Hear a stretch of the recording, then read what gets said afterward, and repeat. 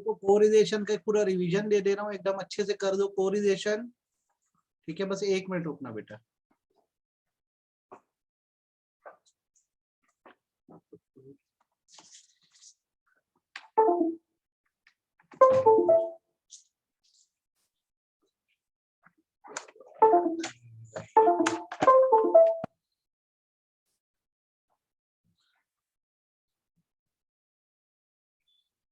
Heading डालते correlation और इसका बेसिक से सीख लो एकदम अच्छे से क्या होता है यार कोरिलेशन। आज हम एक बार रिवाइज कर दे रहे हैं, इसे सिंबलाइज किया जाता है आर सिंबल से। कोरिलेशन मतलब होता है अ टूल, पूरा लिखा भी हुआ है आपके पास, बस मेरे को आपको समझाना है। A tool to measure degree of relation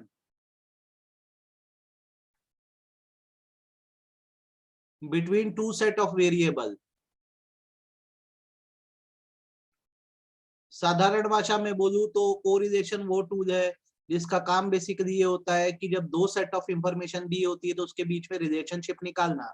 जैसे क्या होता है, जब दो चीजें एक दूसरे से कनेक्ट करती है तो हम ये जानना चाहते हैं कि उनके बीच रिलेशनशिप कैसा है। एग्जाम्पल के तौर पे अगर मैं दो चीजें दूं, एक साइड में मैं देता हूँ खाना फूड और दूसरे साइड में मैं देता हूँ वेट, तो सवाल ये उठता है कि फूड और वेट का रिलेशन है, तो आप बोलोगे हाँ सर बिल्कुल रिलेशन है। रिलेशन कुछ ऐसा है कि आप जितना अपना डाइट बढ़ाओगे, जितना आप अपना डाइट बढ़ाओगे आपका वेट भी जो होगा उस हिसाब से क्या होता जाएगा, बढ़ता जाएगा। तो अब कोरिलेशन हमको यही बताता है कि जैसे दो सेट ऑफ वेरिएबल या दो सेट ऑफ इंफॉर्मेशन है, जैसे यहाँ पे फूड है और वेट है, तो इनके बीच क्या रिलेशनशिप निकल सकता है, कितनी डिग्री का निकल सकता है, यही जो है बेसिकली क्या कहलाता है, कोरिलेशन कहलाता है। तो कोरिलेशन किसी के बीच भी निकल सकता है, बस वो चीजें कनेक्ट करनी चाहिए। जैसे मैं बोलता हूँ स्टूडेंट और स्टडीज, ठीक है, ये दो सेट ऑफ वेरिएबल है, इनके बीच भी रिलेशन निकल सकता है। अगर आपको पढ़ाई पसंद होगी तो आपका पढ़ाई के साथ रिलेशन अच्छा है, पढ़ाई पसंद नहीं होगी तो आपका रिलेशन खराब। तो नॉर्मली क्या होता है, अलग अलग तरह के बेटा कोरिलेशंस होते हैं, अलग अलग तरह के कोरिलेशंस होते हैं। आपको ध्यान होगा मैंने बताया था आपको पहले भी ये चीज, टाइप्स ऑफ कोरिलेशन। इसमें मेनली मैंने आपको बताया था 4 तरह के कोरिलेशन। मैंने आपको बताया था पॉजिटिव कोरिलेशन,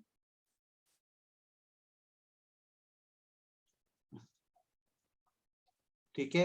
मैंने आपको बताया था नेगेटिव कोरिलेशन, ठीक है। मैंने आपको बताया था सिंपल कोरिलेशन,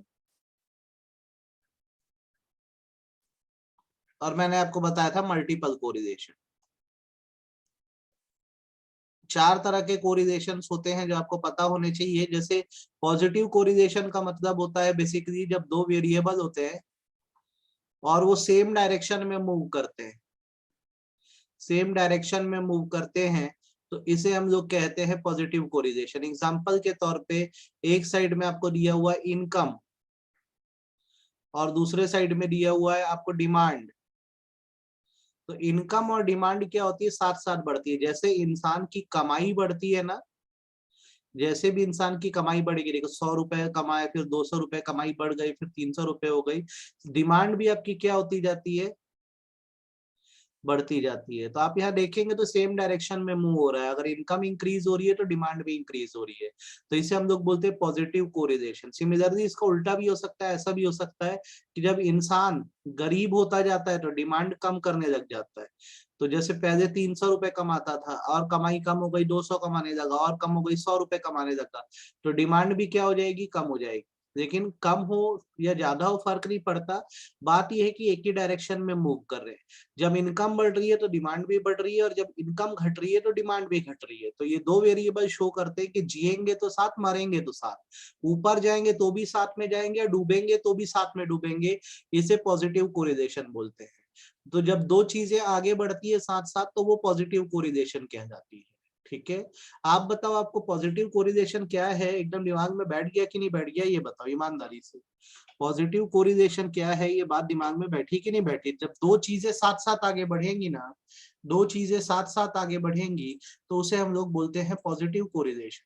पॉजिटिव कोरिलेशन। ठीक है, जैसे अगर आपको कोई सब्जेक्ट पसंद होगा तो आप उसे ज्यादा से ज्यादा पढ़ोगे, तो अगर ज्यादा से ज्यादा पढ़ोगे तो उस सब्जेक्ट का और आपका जो है वो कैसा रिलेशन है, पॉजिटिव रिलेशन है, इसे हम बोलते हैं पॉजिटिव कोरिलेशन।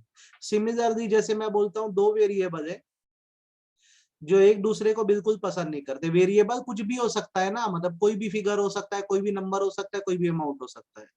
तो जब दो वेरिएबल एक दूसरे को पसंद नहीं करते और अपोजिट डायरेक्शन में आगे पीछे हो जाते हैं, अपोजिट डायरेक्शन में चले जाते हैं, इसके नोट्स पूरे कॉपी में लिखवाए हुए हैं बेटा आपको, अपोजिट डायरेक्शन में चले जाते हैं तो नेगेटिव कोरिलेशन बन जाता है। जैसे एग्जांपल के तौर पे जो प्राइस होता है, किसी सामान का रेट जो होता है और किसी सामान की डिमांड जो होती है, उनका नेगेटिव रिलेशन होता है। एग्जाम्पल के तौर पे जैसे भी किसी चीज का प्राइस बढ़ने लगता है, उसकी जो डिमांड है वो क्या होने लगती है, कम होने लगती है। तो आप यहाँ पे देखेंगे प्राइस इंक्रीज हो रहा है, प्राइस बढ़ रहा है, 1 रुपए से 2 रुपए, 3 रुपए, 4 रुपए, तो आपकी जो डिमांड है कम हो रही है, तो ये अपोजिट जा रहे हैं ना, इनवर्स रिलेशन बन रहा है।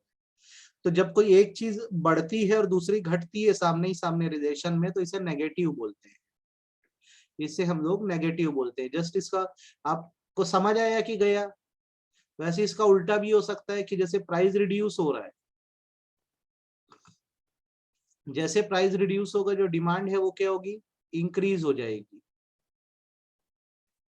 तो जा तो दोनों एक दूसरे के अगेंस्ट रहे ना, जब प्राइस बढ़ रहा था तो डिमांड घट रही थी, और जब प्राइस घट रहा है तो डिमांड बढ़ रही है, दोनों एक दूसरे के अगेंस्ट काम कर रहे हैं। तो जब चीजें एक दूसरे के अगेंस्ट काम करती हैं तो उसे नेगेटिव कोरिलेशन बोलते हैं। तो अब आप बताओ, आपको पॉजिटिव और नेगेटिव कोरिलेशन समझ आया कि नहीं आया, हाँ या ना? आपको पॉजिटिव और नेगेटिव कोरिलेशन समझ आया कि नहीं आया? सभी लोगों को कुछ पूछना है मुझसे कि क्लियर है? दोबारा रिपीट तो नहीं करना पड़ेगा मेरे को?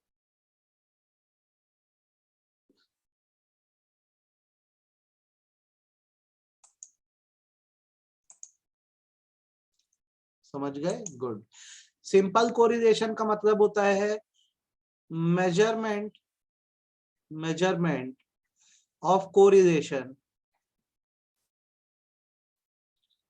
Between two variables. जब दो वेरिएबल्स के बीच में कोरिलेशन मेजर किया जाता है, दो सेट ऑफ वेरिएबल, वो कुछ भी हो सकते हैं, मेल फीमेल हो सकता है, प्राइस डिमांड हो सकता है, फूड वेट हो सकता है। जब दो ही वेरिएबल्स के बीच में आप रिलेशनशिप निकालोगे तो सिंपल कोरिलेशन है, और जब दो से अधिक वेरिएबल के बीच निकालोगे तो मल्टीपल है। Measurement of correlation between two और मोर वेरिएबल, दो या दो से अधिक वेरिएबल के बीच अगर आप रिलेशन निकालोगे तो इसे हम लोग मल्टीपल बोलेंगे। जैसे यहाँ पे एग्जांपल हम लोग ले देते हैं, मैं रिलेशनशिप निकालना चाहता हूँ अकाउंटेंसी और इकोनॉमिक्स के सब्जेक्ट के बीच में, तो मैं दो वेरिएबल दे रहा हूँ, एक साइड में अकाउंटेंसी दे रहा हूँ, एक साइड में इको दे रहा हूँ, तो सिंपल कोरिलेशन है। और अगर मैं रिलेशनशिप लेना चाहूंगा अकाउंट, इको, बीएसटी, इंग्लिश के बीच में, तो यहाँ पे चार वेरिएबल है, तो ये अपने आप क्या हो जाएगा, मल्टीपल कोरिलेशन हो जाएगा। तो ये चार तरह के कोरिलेशन होते हैं, एकदम अच्छे से दिमाग में आपके बैठ जाना चाहिए। कोरिलेशन क्या है, सिर्फ रिलेशनशिप सिस्टम है, दो चीजों के बीच में रिलेशनशिप निकालना ही कोरिलेशन कहलाता है। पॉजिटिव कोरिलेशन मतलब यही होता है कि जो दोनों सेट ऑफ इंफॉर्मेशन आपको दी है सेम डायरेक्शन में आगे बढ़ रही है।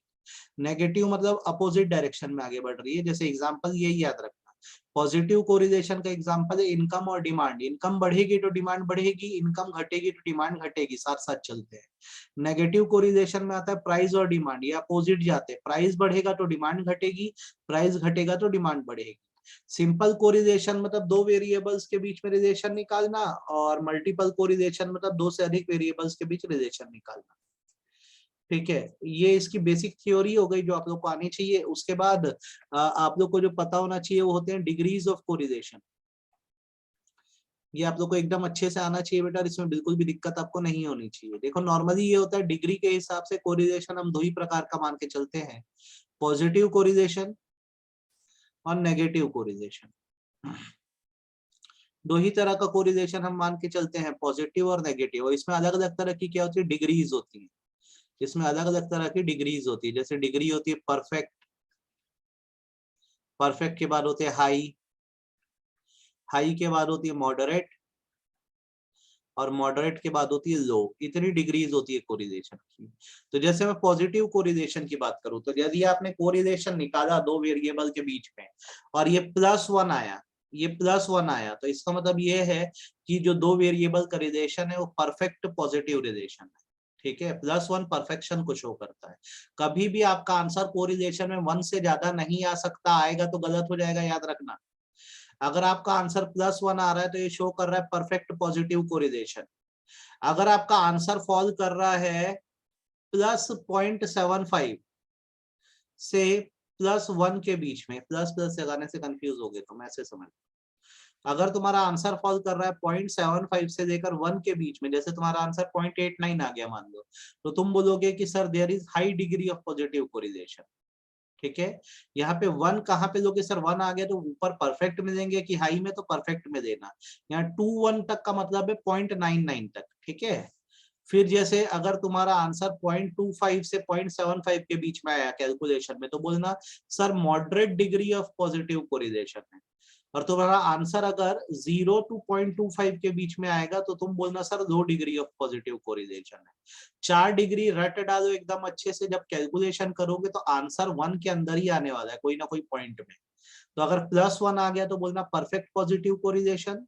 अगर 0.75 से 1 के बीच में है तो हाई बोलना, 0.25 से 0.75 के बीच में है तो मॉडरेट बोलना, और 0 से 0.25 के बीच में है तो लो बोलना। जैसे एग्जांपल के तौर पे तुमने कोरिलेशन का कैलकुलेशन किया, तुम्हारा आंसर आया 0.47, तो तुमको 1 मार्क के लिए ये बताना पड़ेगा कि ये कौन सी डिग्री में आ रहा है। तो क्या आंसर होगा, क्या आंसर लिखोगे इसका? जैसे आपने कैलकुलेशन किया और उसमें आपका कोरिलेशन 0.47 आ रहा है, तो आप बोलोगे यहाँ पर कि द variables have कौन से में आ रहा है? 0.25 से 0.75 के बीच में आ रहा है ना, moderate degree of positive correlation. ये लिखना ही पड़ेगा, याद रखना आपको, ये डिग्री निकालना आना चाहिए, पता होना चाहिए। ठीक है, गेटिंग माय पॉइंट? ये हो गया एक साइड में पॉजिटिव कोरिलेशंस की डिग्री, परफेक्ट, हाई, मॉडरेट, लो। और वैसे ही क्या होता है, कई बार आंसर नेगेटिव में भी आता है, माइनस में भी आंसर आता है। तो अगर -1 आ गया तुम्हारा आंसर, तो अगेन ये परफेक्ट है लेकिन नेगेटिव कोरिलेशन है, माइनस में। आंसर -1 आने पर परफेक्ट नेगेटिव कोरिलेशन। अगर आपका आंसर आ रहा है -0.75 से -1 के बीच में, तो हाई नेगेटिव कोरिलेशन। अगर आपका आंसर आ रहा है -2.25 तो -0.75 के बीच में, तो moderate degree of negative correlation. और आपका आंसर 0 to -0.25 के बीच में आ रहा है, यहाँ पे कहीं फंस रहा है, तो लो डिग्री ऑफ नेगेटिव कोरिलेशन। तो आंसर माइनस पे आने पे नेगेटिव कोरिलेशन हो जाता है। अब वो परफेक्ट है, हाई है कि मॉडरेट है कि लो है, आप ये देख लो किस जगह पर फंसता है। ठीक है, ये सब का लगे तो स्क्रीनशॉट ग्रुप पे धड़ धड़ डाल दो तुम लोग, पता है इसका ना, फोटो खींचो, भवलीन तुम डाल दो बेटा,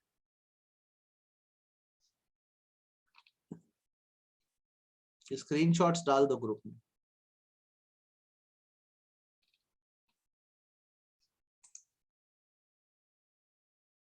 तो यहाँ तक कोरिलेशन एकदम दिमाग में बैठ गया कि नहीं बैठ गया? सर ये होता है, हम लोग को आता है, एकदम इजी है, तकलीफ तो नहीं आ रही है तुम लोग को, इसमें बन जा रहा है ना। कॉपी में पूरा लिखवाया भी था यार ये मैं, है ना। अब आते हैं कैलकुलेशन पर, कैलकुलेशन पार्ट पे आते हैं कि कैसे होता है यार कोरिलेशन, कैसे कैलकुलेट करते हैं। Method of calculating correlation, method of calculating correlation, calculation कैसे होता है कोरिलेशन का। तो जैसे आप कोरिलेशन कैलकुलेट करने जाओगे तो इसके फॉर्मूले हैं। जैसे सबसे पहला फॉर्मूला जो होता है वो कार्ल पियर्सन फॉर्मूला होता है, इसको बोलते हैं Karl Pearson coefficient of correlation, Karl Pearson coefficient of correlation बोलते हैं। ठीक है, दूसरा फॉर्मूला जो होता है वो होता है स्कैटर्ड डायग्राम, और तीसरा स्पीयरमैन का फॉर्मूला था, स्पीयरमैन रैंक को रिलेशन है, स्पीयरमैन रैंक को रिलेशन है। पर हमारे सीबीएसई ने स्पीयरमैन रैंक को रिलेशन को आपके सेशन में डिलीट कर दिया है, तो सीबीएसई डिलीटेड है, तो डिलीटेड है तो अपन नहीं पढ़ेंगे। ठीक है, सीबीएसई ने डिलीट कर दिया है, तो डिलीटेड वाला नहीं पढ़ेंगे, पहले भी नहीं पढ़े थे, मैंने आपको 2 ही पढ़ाया, स्कैटर्ड डायग्राम और कार्ल पियर्सन पढ़ाया है। ठीक है, स्पीयरमैन बहुत अच्छा है मालूम है, पर क्या आप सीबीएसई ने हटा दिया तो हम इसमें ज्यादा कुछ कर नहीं सकते। तो चलिए आज की क्लास में अपन कार्ल पियर्सन रिवाइज कर देते हैं, कल स्कैटर्ड डायग्राम बना देंगे। 12th का सिलेबस कंप्लीटली डिफरेंट है कंचन। क्लास 12th का syllabus is completely different from class 11। थोड़ी बहुत चीजें एक आध चैप्टर में कनेक्ट हो सकती हैं, बट 12th का सिलेबस बहुत ही अलग है, बिल्कुल अलग है। उसमें आप ज्यादा बड़े स्कोप पे सीखोगे, मैक्रो इकोनॉमिक्स, कंट्री का कैलकुलेशन सीखोगे, स्टैटिस्टिक नहीं है क्लास 12th में। ठीक है, तो चलिए शुरू किया जाए। कार्ल पियर्सन भैया, Karl Pearson coefficient of correlation. 2 method होते, टोटल 4 मेथड है निकालने के, अपन 2 ही मेथड पे फोकस करते हैं। कैलकुलेट करने का एक मेथड है डायरेक्ट मेथड, डायरेक्ट मेथड है। कभी भी याद रखना, जब भी डायरेक्ट मेथड इस्तेमाल होगा इसमें एक्चुअल मीन निकलेगा, यूजिंग एक्चुअल मीन। यहाँ पे आपको मीन निकालना पड़ेगा, याद रखना। ठीक है, और दूसरा मेथड जो है वो है इनडायरेक्ट मेथड, जिसमें आपको मीन नहीं निकालना है, जिसमें आपको अज्यूम्ड मीन का यूज करना है, यूजिंग अज्यूम्ड मीन,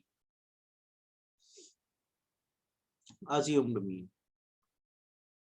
तो एक ही को फोकस कर दो, आज सीख लो, कल दूसरे को सीख लेना, ज्यादा बेटर होगा। एक दिन में करोगे चक्कर आ जाओ। ठीक है, r is equal to, formula होता है summation dx dy upon root over summation dx square multiplied by summation dy square. ये इसका फॉर्मूला है, summation dx dy upon root over summation dx square multiplied by dy square. Here HERE here. ठीक है, कुछ चीजें समझ लो आप। dx का मतलब होता है x माइनस x का मीन, मतलब x बार। dy का मतलब होता है y माइनस y का मीन y बार। ठीक है, dx से dy बोल रहा है, तो इसका मतलब है आपका जो भी dx आया होगा आपको उसको मल्टीप्लाई कर देना है dy से, तो आपका dx dy आया।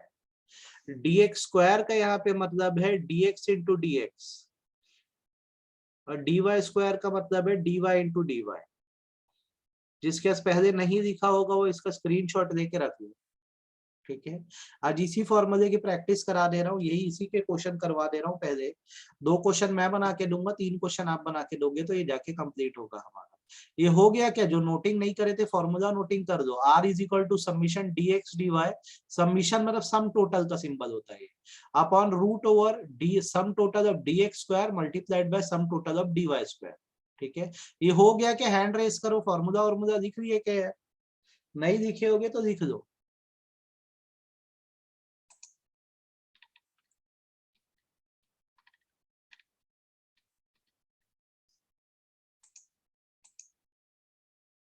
लिखा है ना, गुड। तो चलो सीधे यार क्वेश्चन लेते हैं, सीधे क्वेश्चन लेते हैं। Calculate, calculate correlation, calculate correlation by Karl Pearson formula. Karl Pearson के फॉर्मूला से कौन सा मेथड? डायरेक्ट मेथड का इस्तेमाल करें। ठीक है, देखो यहाँ पे 2 सेट ऑफ आपको इंफॉर्मेशन दी हुई है, एक साइड में दिया है मेल और दूसरे साइड में दिया है फीमेल। 2 सेट ऑफ इंफॉर्मेशन है, मेल को आप एक्स ले लीजिए, फीमेल को आप वाई ले लीजिए। ठीक है, अब मेल की इंफॉर्मेशन आपको दी हुई है 2 3 4 1, और फीमेल की जानकारी आपको दी हुई है 6 4 7 3, और अब बोल रहा है कि इसका कोरिलेशन निकालो। ठीक है, तो जैसे हम डायरेक्ट मेथड से जाते हैं, तो मैंने आपको ये बताया है कि इसमें आपको मीन निकालना होता है, यूजिंग एक्चुअल मीन होता है, यहाँ पे मीन निकालना होता है। तो जैसे क्वेश्चन आएगा ना, आपको सबसे पहले क्या करना है, सामने ना कुछ कॉलम बना लेने, पता है? यहाँ पे आप कॉलम बना लो dx का, ठीक है, आप कॉलम बना लो dy का, अब कॉलम बना देना dx स्क्वायर का, अब कॉलम बना देना dy स्क्वायर का, और आखिरी कॉलम बना देना dx dy का। ठीक है, यहाँ पे dx का मतलब क्या होने वाला है, x माइनस जो भी मीन आप कैलकुलेट करोगे x बार। ठीक है, जैसे यहाँ पे करके देखते हैं भाई, x का सम टोटल करोगे ना तुम, x का सम टोटल करोगे तो सम टोटल ऑफ x तुम्हारा 10 आ रहा है, 10 आ रहा है। अरे अरे पॉइंट में फंसा देगा मामला, चलो ठीक है ना, करते हैं। इसका सम टोटल कितना आ रहा है, 10 आ रहा है। ठीक है, तो अब यहाँ पे अगर तुम मीन निकालोगे, नहीं नहीं नहीं, थोड़ा सा मैंने बदलना चाहूंगा, पॉइंट पॉइंट में हम सब परेशान होंगे बाद में। इसमें इसको थोड़ा सा चेंज कहाँ पे किया जा सकता है आपके लिए, थोड़े से फिगर्स चेंज कर रहा हूँ मैं ना, वरना वो क्या होगा कैलकुलेशन में होगा, या मैं एक एक आगे और दे देता हूँ। यहाँ पे मैं आगे जोड़ देता हूँ एक, मैं 10 जोड़ दिया और यहाँ पे 20 जोड़ दिया, बात खत्म। चलो 5 का हो गया। तो देखो अब क्या हो रहा है, यहाँ पे सम टोटल ऑफ है एक्स करो आप, क्या होता है पॉइंट में ना बहुत लंबा खींचे जाता है सॉल्यूशन, इसलिए मैंने किया। 3 2 5 5 10, 10 और 10 20, सम टोटल ऑफ एक्स कितना आ रहा है तुम्हारा 20। मीन तुम सबको निकालना आता है, sum total of observation by number of observation. तो जो मीन आएगा तुम्हारा क्या आएगा, summation x upon n. Number of observation कितनी है 5, 1 2 3 4 5, और सम टोटल ऑफ एक्स कितना है 20। 20 अपॉन 5 करने से तुम्हारा मीन कितना आ गया, 4 आ गया। ठीक है, ये तुम्हारा मीन आ गया। मीन निकालना पड़ेगा, याद रखना। जब तुम्हारा मीन आ जाएगा तो इस मीन के बेसिस पर तुम dx निकालोगे। कैसे निकालोगे, आपने जो मीन कैलकुलेट किया है हर x वैल्यू से इस मीन को माइनस करना, हर x वैल्यू से इस मीन को माइनस करना। कहने का मतलब है कि जैसे x वैल्यू 2 है तो आपका मीन है 4, 2 माइनस 4 तो ये -2 हो गया। फिर 3 माइनस 4 ये -1 हो गया। 4 x वैल्यू है, मीन भी 4 है, 4 माइनस 4 0 हो गया। फिर 1 माइनस 4 -3 हो गया। फिर 10 माइनस 4 6 हो गया। ठीक, तो dx का मतलब होता है डिफरेंट वैल्यू फ्रॉम x। तो अपनी जितनी x वैल्यू है उससे अपनी मीन की वैल्यू को माइनस कर दो। आपका मीन 4 है, हर x वैल्यू से 4 माइनस कर दोगे तो dx आ जाएगा। क्या आपको dx निकालना आया कि नहीं आया इस क्वेश्चन में, ये बताओ, हाँ या ना। क्या आपको dx निकालना आया कि नहीं सब लोग को, हाँ या ना, ये बोलो। अब वैसे ही जैसे आपने dx निकाला है, अब dy निकालिएगा। जैसे आपने dx निकाला है, अब dy निकालिएगा। तो यहाँ पे सम टोटल ऑफ y करोगे तो आपका बेटा 40 आ रहा है। तो यहाँ पे y बार, y का मीन क्या होगा, सबमिशन y अपॉन n। तो सबमिशन y कितना है तुम्हारा 40 अपॉन n कितना है 5। तो तुम्हारा जो y बार आ रहा है वो 8 आ रहा है, 8 आ रहा है, 8 आ रहा है। तो अब इसके बेसिस पर तुम क्या निकाल सकते हो, dy। dy कैसे निकालोगे, y माइनस y बार करके। तो आपका y बार या मीन 8 है, अब उसको हर y वैल्यू से माइनस कर दो। तो कितना कितना हो रहा है ये, -2, 6 माइनस 8 -2, 4 माइनस 8 -4।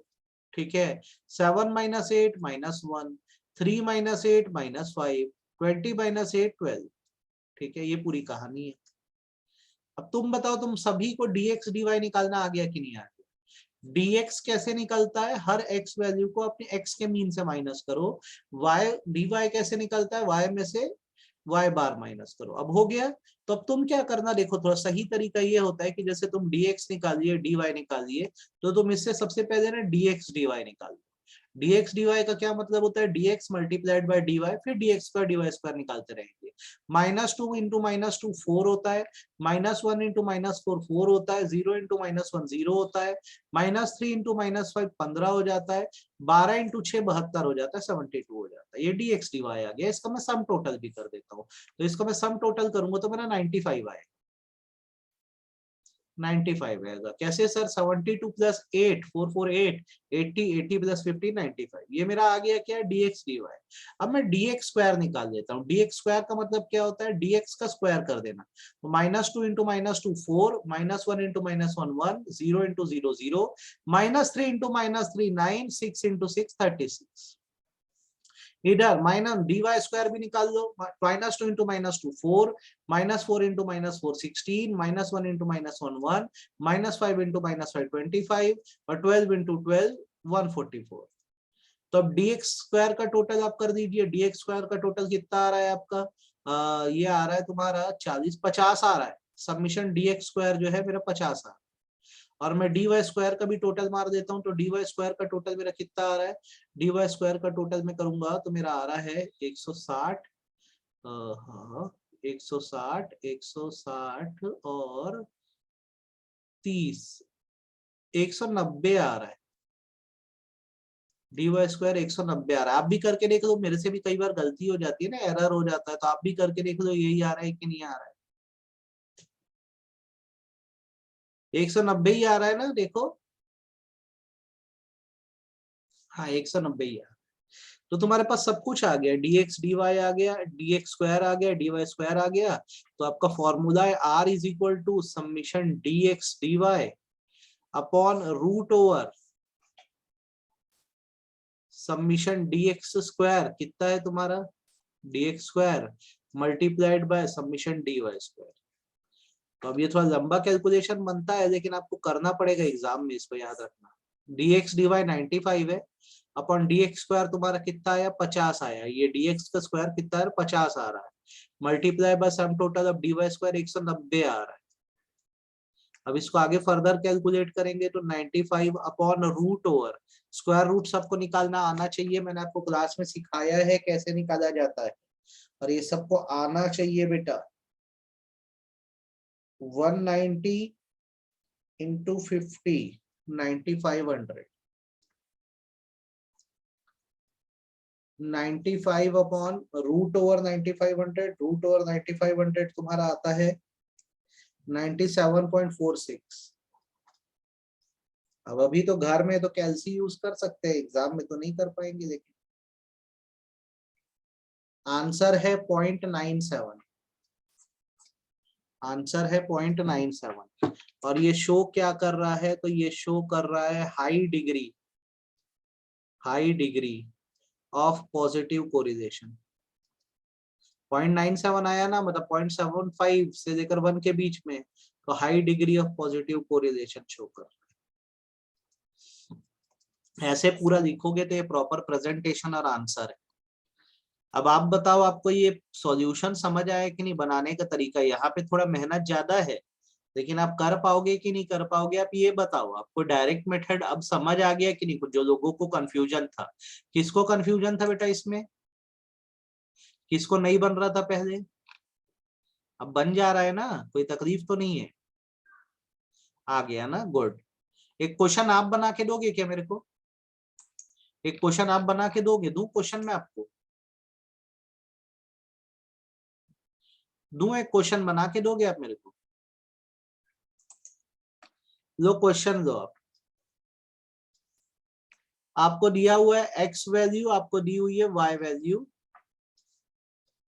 एक्स वैल्यू दी हुई है, वाई वैल्यू दी हुई है। एक्स वैल्यू तुमको दी हुई है 1 2 4 2 1, और वाई वैल्यू दी हुई है 6 4 9 1 10।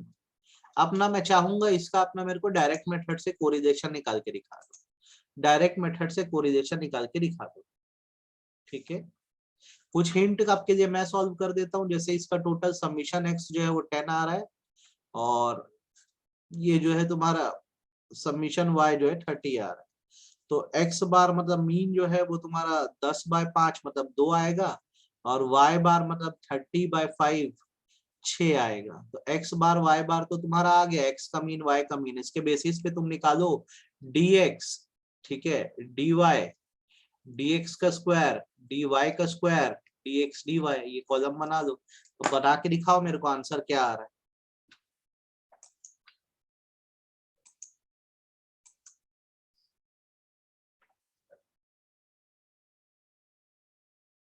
कल अपन इसको वो कर देंगे ना, खत्म कर चुके रहेंगे।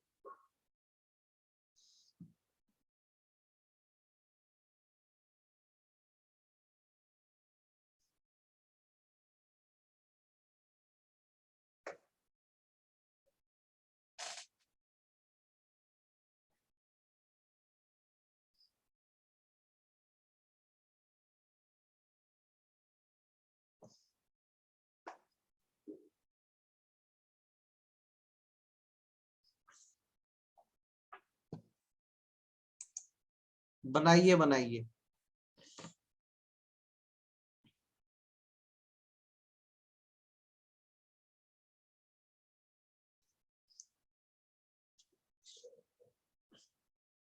मैं 3 मिनट में आ रहा हूं, तब तक ये बना के रखना ना। 3 मिनट में आ रहा हूं, आप ये बना के रखो। और लीव मत करना कोई भी, फिर अटेंडेंस लूंगा एक और। मैं 3 मिनट में आ रहा हूँ, ठीक।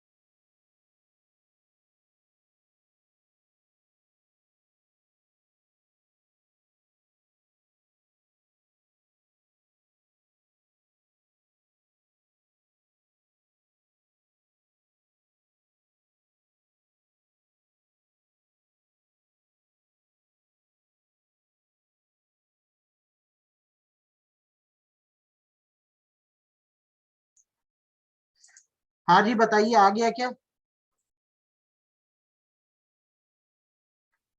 आ गया क्या? स्नेहा बोल रही है 0.60। चलो बनाते हैं। ओ ओ ओ ओ dx निकाले, -1, 0, 2, 0, -1, इधर 0, -2, 3, -5, 4, dx dy तुम्हारा क्या हो जाएगा इस हिसाब से? -1 इंटू 0, 0, ये भी 0, 6, 0 और -4। तुम्हारा dx dy 2 आएगा बेटा, dx dy 2 आएगा। dx स्क्वायर कितना हो रहा है? 1, 0, 4, 0, 1, इधर 0, 4, 9, 25, 16। ठीक है, तो ये हो गया 6 और ये हो गया dy स्क्वायर कितना? 20, 45, 45, 54, 54 हो गया। ठीक है, अब इसको अगर मैं डालता हूँ फॉर्मूले में, तो फॉर्मूला क्या है? 2/√6 इंटू 54। 6 इंटू 54 करने से क्या आएगा?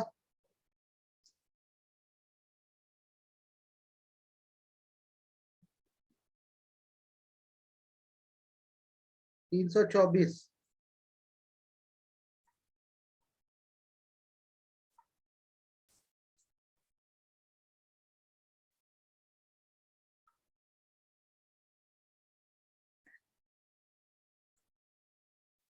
0.11 आंसर आएगा, 0.11 आंसर आ रहा है।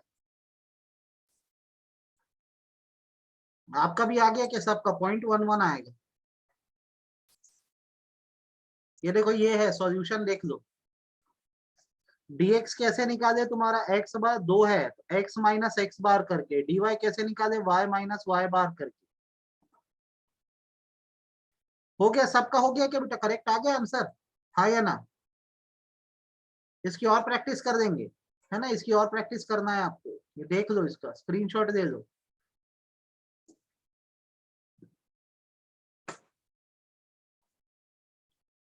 ठीक, हो गया क्या? सबका कंप्लीट है, बनेगा, हाँ या ना? क्लियर है? कल से ना थोड़ा 10 मिनट जल्दी में देंगे बेटा, 7:30 बजे से पढ़ेंगे, 7:30 से 8:15। ठीक है, थोड़ा सा 10 मिनट कल सुबह से जल्दी उठ जाना, 7:30 से पढ़ेंगे कल, है ना? बन जाएगा ना आप लोग को? कोई दिक्कत तो नहीं है? 7:30 से पढ़ेंगे, 7:45 में, 7:30 से पढ़ेंगे कल। हैंड रेस करो।